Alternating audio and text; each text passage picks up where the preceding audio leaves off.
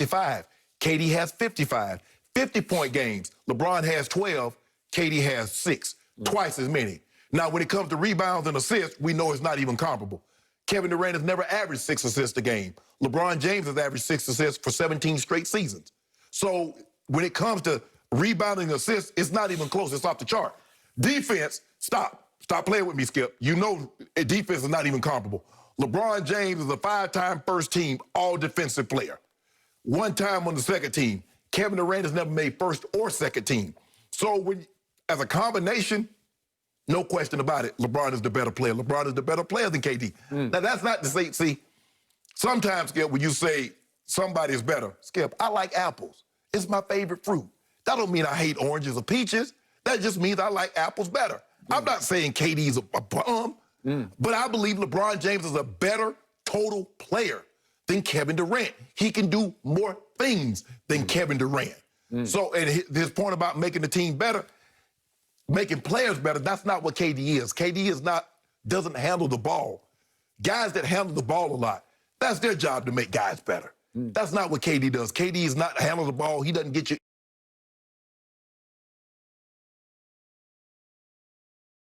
I would say probably second for the simple fact, Skip, Milwaukee's been together. Now, we know what Milwaukee is come playoff time. They're a different animal in the playoffs than they are in the regular season. So, but for me, a lot of what he said rings true to me. I mean, LeBron averages 27.1 for a career. KD averages 27 points for a career. But rebounds, points, and assists, triple-doubles, defense is not comparable. By the way, I also like apples, but I hate oranges. And I don't like plums. Oranges, they get I like peaches. I'm from Georgia. You gotta like peaches. I'll give you peaches, but orange gets all over your hands, and your hands stink of orange the rest of the day. And the acidity. Yes, and I just don't like the taste of plums. So I'm not like you when it comes to that. Which brings me to this debate that you have only one out on to me, and that is, if Kevin Durant's Achilles reattachment doesn't work, well, then you got me on this. But I have told you for 3 years that Kevin Durant is the best player on the planet, and I will stand by that unless you show me that he has lost some quickness. They say in all his workouts, I've seen some of the videos, that he has the same old quickness. You need your side-to-side quickness. You need some spring. He don't need no spring. Yeah. He's 7 foot tall, shooting the ball at a 10 foot, at a 9.5 foot arc. He's good. I got it. And then one point of order. Kevin Durant did average 6 assists in 2014, and in 2019, he averaged 6 assists. LeBron, for his career, has averaged 7.4 assists, which is not that much more than those 2 years of 6. Skip, you think about it, but Kevin Durant has been in the league 14 years. Okay, but my point is, he's not a liability passing the ball. No. I'm just saying that, but that's... If you average for a whole NBA season 6 assists, you're a pretty good passer. And for Brian Scalabrine to say that Kevin doesn't make teammates better is just flat out wrong, because that shows you he can make, he's not LeBron, because LeBron's the best passer in basketball, but he's not chopped liver when it comes to... He's not a liability. Okay, all right. Handling the ball. He's not what you call a flat-out gunner who, if the ball touches his hands, it's going up. No, it's not like that. So, to me, I'm going to hark back to a quote that I've read before on the show, and this sums up Kevin Durant better than I can. This is from Andre Iguodala. After Kevin won back-to-back finals MVPs with huge game 3s in LeBron's house in Cleveland, this is what, if we could see it please, that Andre Iguodala said of Kevin. He's the most talented scorer of all time, hands down. He's a walking 30 points. He'll get 30 on 12 shots. That's very, very hard to do, very efficient. Most guys need to feel the ball in their hands a lot to get a rhythm. He doesn't. Michael Jordan, Kareem Abdul-Jabbar were the 2 guys with unstoppable moves. MJ had the fadeaway and Kareem had the skyhook, but KD is a 7-footer who can hit a hezzy pull-up from 50 feet out. That's his unstoppable move. Case closed. Skip, listen, LeBron never dreamed of shooting the ball the way this man can from intermediate and from distance. Did you not see those intergalactic threes that he hit? against Portland. Yeah, and those are rare sightings. Did you see what he did against Miami? They come like Halley's Comet do. They come every, whatever it is, like 50 years. No, it's 76, 77 in the third year. But here's the thing, though, Skip. They keep saying he's the most talented. Okay, my argument is Aaron Rodgers and Patrick Mahomes are the most talented throwers of the football we've ever seen. Does that necessarily make them better than Tom Brady? Better than Peyton Manning? Okay, then. So because he's the most talented scorer, does that make him better than LeBron? I just laid it out. He's so much more talented than LeBron at scoring the basketball. LeBron has 167 more 30-point games than KD. He has 10 more 40-point games. He's doubled him up in 50-point games. If he's so... Now, you want to put Michael Jordan and Kobe Bryant? Okay, you got me. But if he's so much more, why does LeBron average more points than he does? And you said he had 2 years in which he averaged 6 assists. That's 2 years. What did he average the other years? What's his average assists per total? I bet you LeBron is at least 2 to 3 clear of it. So but that's not significant. That's not shocking. Here's the thing. Okay, you play 82 games. That's 3 assists per game. That's 240 times 17. He's a point guard. No, he's the same position. They play the same position. They're small forwards. My guy just can do point guard stuff. Okay. Did we ever see Tom Brady go head-to-head with either Aaron Rodgers and Mahomes or Mahomes in a playoff game? Yeah, we did one time at Kansas City. And what did the GOAT do in overtime? They did win the coin flip. Right. He converted 3 straight 3rd and 10s. That's impossibly great. But you make it seem like... To drive the ball down for a game-winning, game-ending touchdown. But Skip, you make it seem like Mahomes played terrible.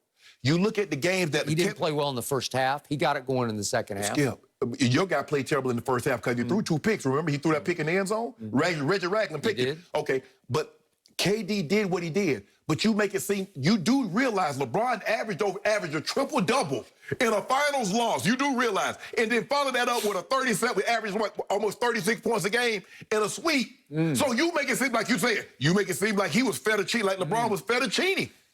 All I know is, like your grandfather, I see better than I hear. What you saw? I hear across the table, LeBron's this and LeBron's that. No. I know what I saw in back-to-back Game 3s in LeBron's house in the NBA Finals. Kevin Durant said, I'm leaving Oklahoma City, I'm going to Golden State. And the NBA world said, what a sellout. You had them down 3 games to 1 at Oklahoma City, and now you need to go join forces with them. And the weight of the NBA world was on those kind of skinny, narrow shoulders of one Kevin Durant. And did he ever rise and shine in those 2 Game 3s? Because the first one, LeBron had a 6-point lead with 6 minutes left. I'm sorry, 6 minutes, 6-point lead with 3 minutes left. And with a minute 15 left, we'll see the first shot. Kevin Durant hits a all-time clutch baseline jumper. It's a hard shot, man. And he goes up and makes a little fadeaway from the baseline. That gave them a 1 point, I'm sorry, that cut it to 2. And then we know this shot because this was the shot heard around the world with 45 seconds left. He dribbles the ball up right into LeBron's face, right into his grill, and pulls up, and that put them up 1. You want to talk about clutch? That was. Then Kevin goes to the free throw line and makes both free throws with 12 seconds left to make it a 3-point game. And then if we can see what happened at the end of the game, it's my man Iguodala on LeBron, and LeBron has a chance to tie the game with the 3.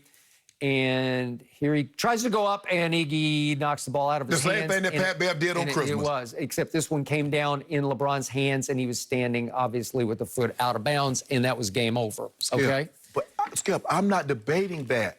LeBron, KD was 2-time Finals MVP. But if LeBron James ever had a 3-1 lead on a team and allowed that team to come back, we would never hit. KD did that. And don't say KD was by himself. KD had Russ. They were up. Go look at Game 6 in Oklahoma City, and you tell me KD played well. You go look at that game. You go look at Game 7, and you tell me Russ played well. Whoa, we're not talking about Russ. We ain't talking about Russ. You talking about KD. My guy. What did my guy do this time? So I just ask you this. If we switch roles, if we take LeBron and put him with Klay, Steph, and Draymond, and you take KD and put him on Cleveland, do you believe KD and the Cavaliers beat LeBron and Golden State, Steph, and Klay? Yes or no? I would give him a real good shot because he can shoot the lights out. Skip, he couldn't even win it. OKC with Russ. Okay, look what he does the next year. Game 3 in LeBron's house. This is 2018. And here we go again.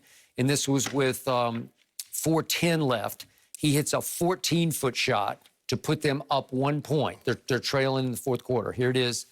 This is his 14-foot pull-up. You know, that's just, he's got Kevin Love up in his face, and he nails that one. And then he comes down and makes a deja vu dagger 3, and this one's from the logo. This one's 36 feet out and drains that, and that makes it a 6-point lead, and that was game over. So look what he did in that game. This is the 2018 game. He had 43 points, 13 rebounds, and 7 assists, and he's 15 of 23 from the field, from the floor, 6 of 9 from 3, and obviously makes all 7 of his free throws. So in the previous year's game 3, he had 31 points and was 10 of 18 and 4 of 7 from 3. So combined from 3 in those 2 crucial turning point games in LeBron's house, he's 10 of 16 from 3, and he's 7 feet tall. But Skip, but in that game 3, the first year, you don't mention LeBron was 42, 12, and 9. You make it play. You make it. But okay. Okay. So, you know who in the fourth quarter of that game? Kevin Durant scored 14 points with 3 rebounds and 2 assists. Skip, 14 points. Skip. LeBron scored 7 points in that fourth quarter. But you make it seem like 7 is nothing. Look at the body of work. Look at the body of work. 4 Finals MVPs, 4 chips, 4 regular season MVPs. Look at that. 4 scoring titles for Kevin Durant, 1 for LeBron. Skip. You know, if LeBron says, if I wanted to win scoring titles, Skip, that's not what. Nobody in the history of the game has had what he's had on his plate. And he's had to eat everything on his plate every single night. KD didn't have that responsibility. I'm not saying KD is a transcendent player, but I don't think anybody thinks as a player, as totality of their careers, KD career is better than he is. KD is a better player than LeBron, Skip. I don't believe that. Look at these postseason numbers from each distance, like 3 to 10 feet. In all the postseason games KD has played, he's made 45% of his shots. So those are little jump shots. LeBron's 39%. 10 to 16 feet out. So it's getting toward a free throw. Kevin's 45%, LeBron's 36%. Then 16 feet to the three-point line, Kevin is 50% in the postseason to LeBron's 37%. He is deadly at 7 feet tall with an unblockable shot. But you're telling me you want LeBron to drive the ball. So he's driving the ball. Okay,